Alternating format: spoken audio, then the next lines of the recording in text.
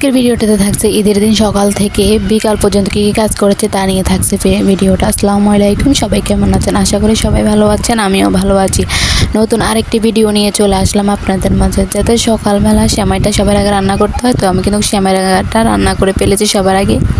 সেমাই রান্না করার পরে যে আমি লুডুসটা রান্না করছি, আসলে সেমাইয়ের ভিডিওটা আমি নিতে পারিনি, যেহেতু আমার ফোনটা ওই সময় চাঁদা ছিল। তার ফাঁকে দিয়ে আমি কিন্তু সেমাইটা রান্না করে ফেলেছি খুবই সকালে। তারপরে তো এখানে লুডুস আর এখানে তারপরে তো দেখেন সব নাস্তা শেষ করে গরুর ধরে চলে গেলাম।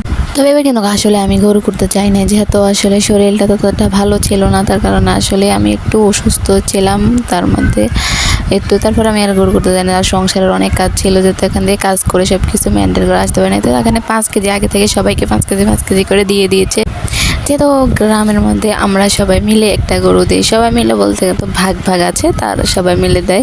এই কারণে তো সবাইকে এক ভাগ করে 5 কেজি করে দিয়ে দিয়েছে আগের জন্য রান্নার জন্যই। তখন আমি রান্নাটা বসিয়ে দিলাম।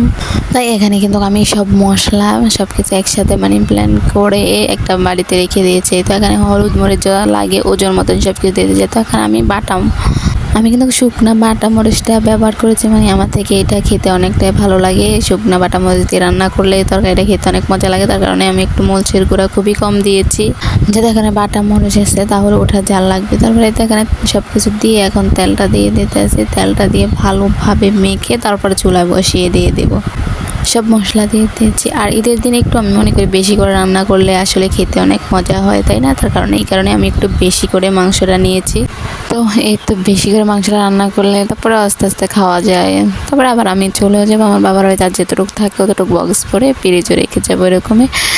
তো আর আমি গরু গোস্ত অতটাও পছন্দ করি না, বেশিরভাগই আমি মুরগিটাই বেশি খাই, গরু গোস্তটা খুবই কম খাই।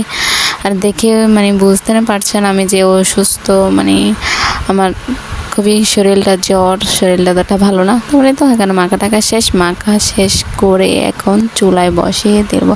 কিন্তু মেঘে একটু রেখেছি 5 মিনিটের মতন রাখার পরে তারপরে চুলায় বসিয়ে দিতে।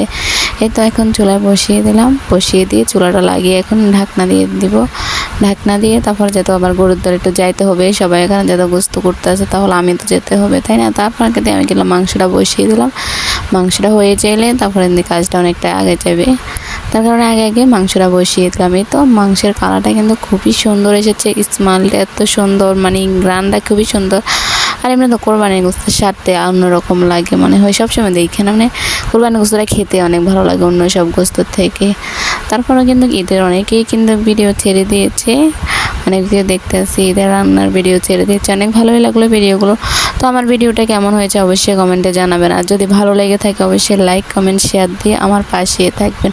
এরকম নতুন নতুন ভিডিও পেতে আমার পেজটাকে ফলো দিয়ে আমার সাথে থাকবেন। সে পর্যন্ত সব ভালো থাকবেন, সুস্থ থাকবেন। আল্লাহ হাফেজ। আবার নতুন কোনো ভিডিওতে আপনাদের সাথে দেখা হবে।